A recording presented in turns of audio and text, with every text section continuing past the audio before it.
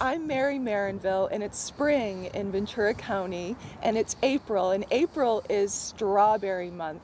And I'm here with Edgar Terry and his wife Martha Terry at Terry Farms, and he is going to tell us about Terry Farms and what he's growing right now. Edgar, can you tell me a little bit of history about the farm? Sure. Terry Farms, which was incorporated in 1981, was an outgrowth of my father and his ancestors and my mother and her ancestors. So if we go back to the late 1890s, my dad was actually adopted. So his adopted father was Portuguese. And his father came over on a whaling ship and jumped off the whaling ship in Avila Beach in the late 1890s and worked his way down to here.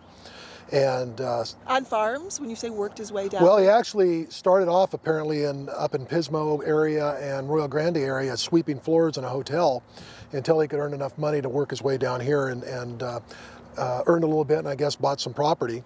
And so that's my father's side of the family. His mother, I don't know much about. She was not a farmer. She came out during the Dust Bowl era, or no, excuse me, before the Dust Bowl era, and worked her way out when they were building the aqueducts. And they met, and they couldn't have any children, so they adopted my father. My mother's side, her mother's side came from Italy in the late 1890s and landed in Montalvo. And that's where I grew up, in Montalvo. Went to Montalvo Elementary School and Anacapa Junior High and Buena High School. So what year did Terry Farms officially... Well, Terry Farms Inc., which is what we have today, officially started January 1982. But the Terry family started farming about 1898, 1899, in that time frame, in the Montalvo area on part of it, and the other part up in the Somas area. Okay, and so this land, this gorgeous land that we're standing on with this beautiful view, so this was purchased, and how many acres are here? Well, this ranch we're actually standing on today, we lease this from the Smith-Hobson family, which is a family that's been around Ventura forever. And we've been leasing this since about 1995. And I actually grew up about 3 blocks from here. So we always used to come over here. My dad used to farm the lower end of the property, which was called the Jewett Ranch.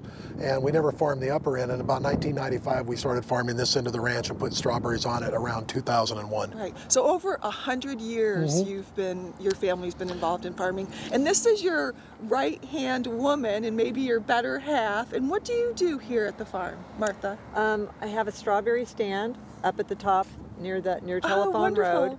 That's Edgar's and my business. Okay. Another business, Terry Berries. Okay, wonderful. And so you help out a lot with... I also work in the office at Terry Farms. Okay, wonderful. All right, and so what are you growing right now? How many varieties of strawberries are you growing? Martha has 5 varieties for her stand, and there's the varieties that you normally don't get in the grocery store. They're the older varieties that we all grew up on, remembering what strawberries tasted like. Not that our newer varieties aren't good, it's just these are the older varieties that people seem to like. And then for production, we grow 2 University of California varieties, Benicia and San Andres. And then along with that, we also have a huge vegetable operation. We probably grow about 700 or 800 acres of celery. We grow cilantro, we grow spinach, we grow red, yellow, green, and mini bell peppers, and a lot of others minor crops. We grow about 1,600 acres total in crops. 1,600 acres. Yes.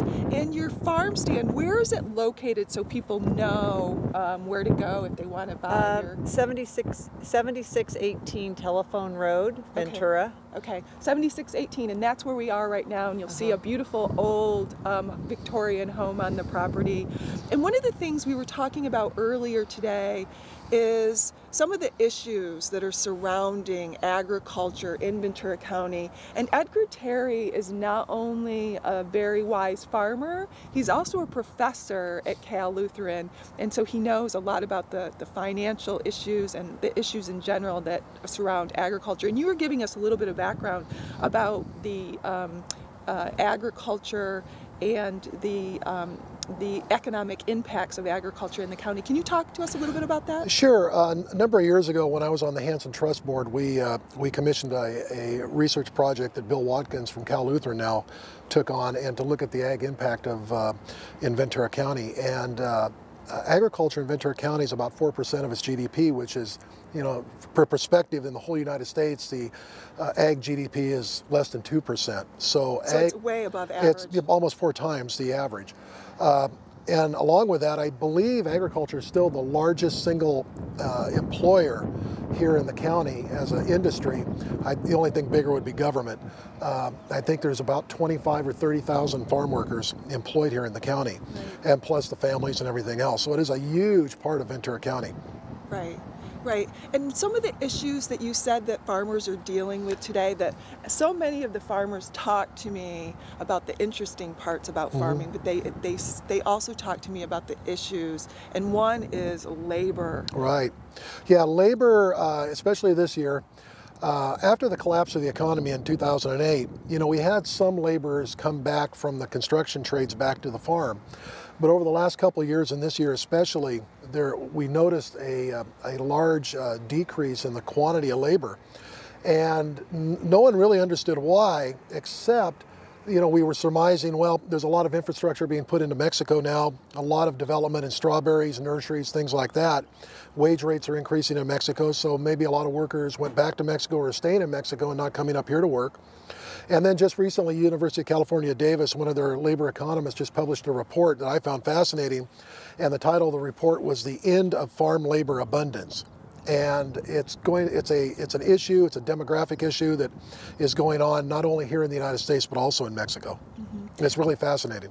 In your opinion, what could be done to help the situation, to bring the labor back up to where it once was? Well, I don't know if we'll ever get back up to where it once was. I certainly am a huge advocate of some type of a guest worker system or an immigration reform system, which Congress is currently, you know, juggling with. Something like that, I think, would be a short-term help. Over the long term, I'm a huge advocate of technology. My brother Joe has a saying I just love, and it goes, you know, in 1969 we put a man on the moon and brought him back safely, but yet in the field we're still harvesting crops the same way we've done for 100 years. So subsequent to that, some friends of ours who the Strawberry Commission has been working with in Spain have actually developed a robotic strawberry harvester. I heard about this recently. Yeah, and it's the most advanced one on the planet right now. It's unbelievable. 2 researchers. Have you personally seen it? You've been to Spain twice to look at it with the Strawberry Commission, met with the researchers. How exciting. Yeah, it is exciting. I mean, it's probably 5 or 6 years off from being able to go into a field and be applicable here, but nevertheless, they're well ahead of our researchers in the United States, and the way it's designed, it's absolutely brilliant. It's brilliantly simple, is the way I like to explain it. So technology is something that we're going to have to really start to embrace, because if you don't have labor to pick the crop, you have to find a different way of doing it. Right. And Ventura County is the corridor for technology and sustainability in California, and quite frankly, possibly the world, with the fact that we have hydroponic growing and fuel cells and solar energy. So this will be a very interesting addition with the machinery. In addition to labor issues, can you talk to me a little bit about the crops and some of the things you're facing right now with maybe water and bugs, for instance? Well, let's start with water, because water, you know, is one of the lifebloods we have out here, and if we don't have it, we can't grow anything. Obviously, we've had a dry year. Last year wasn't very wet either, and so we're concerned about water availability going forward, and the cost of water. Most of the growers in this county are huge advocates of using the reclaimed water out of the sewer plants, because nowadays they can treat the water to better than drinking water standards, and hopefully we can get our governmental officials and regulators to get something like that developed and hooked up into the existing water systems. There are no new sources of water, so what we have to do is look at sources of water that are currently being wasted. So that's one way. One of the other things we do, and we've been doing for years, is, for instance, drip irrigation. You know, drip irrigation uses a lot less water than furrow irrigation or sprinklers, and it's much more efficient, more, I think, a sustainability, whatever that word means. I think sustainability comes into play when you talk about water and trying to conserve the resource, and also in delivery of fertilizers and chemicals to the plant when the plant needs it. It's just a lot more efficient and safe. Okay. And any pest problems with your strawberries? Yeah, one of the big ones we have right now is called the mite. And if you were to walk around the ranch, you'll see some collapse of the plants, and those are called from the two-spotted mite. And right now, we're not sure why the mites are so bad. We don't know if it's weather-related or what, but they're devastating the crop. And the materials that we've had around to help repel them just aren't working on certain varieties of strawberries. So the two-spotted mite and the Lewis mite right now are huge issues. University of California. Two-spotted and the Lewis. Lewis mite are the two big issues. We have a predator mite called Persimilus that we put out to attack the other mites, but they just haven't worked well this year. Okay. And we think it's weather related. Okay. And back to a little bit about you and your wife.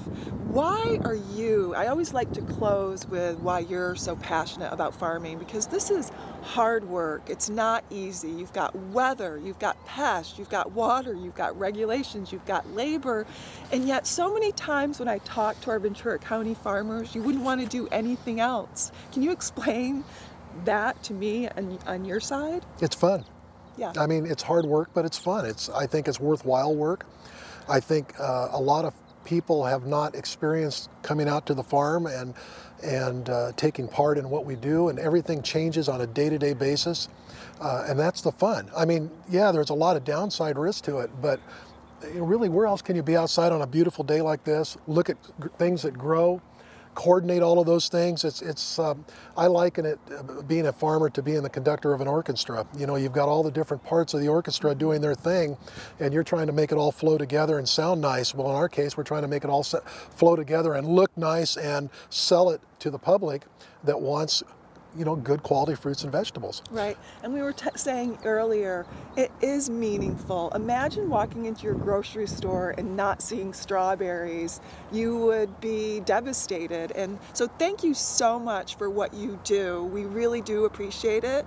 And in closing, do you do tours here besides your farm stand that I'm going to want to come to now every week to get some strawberries and some fresh vegetables from you?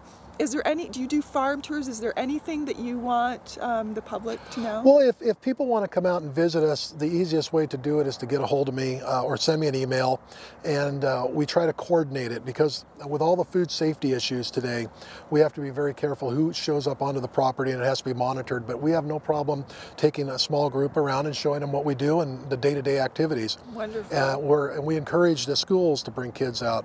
And do you do taste testing if they make an appointment and come out? We could probably arrange it at the stand. We do. Okay, and Martha's done that before. Taste testing at Terry Farm Stand, 7618 Telephone Road. And thank you so much. We do appreciate it. Is there anything that you wanted to say, Martha, in closing? No, just that having the stand there, I think, is a good way of the public coming to see what we're doing, right, and kind of putting a face to the field, right, and when they drive by. Right. So when you visit the farm stand, you're actually talking to farmers. So if you have any questions, please ask. They do, yeah. Yeah. And what's your website?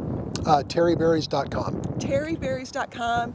And if you want more information, go to terryberries.com. And thank you so much for all you do. We really do appreciate your passion and being farmers. Well, thank you for coming out, and it's a lot of fun. Thank you. Thank you.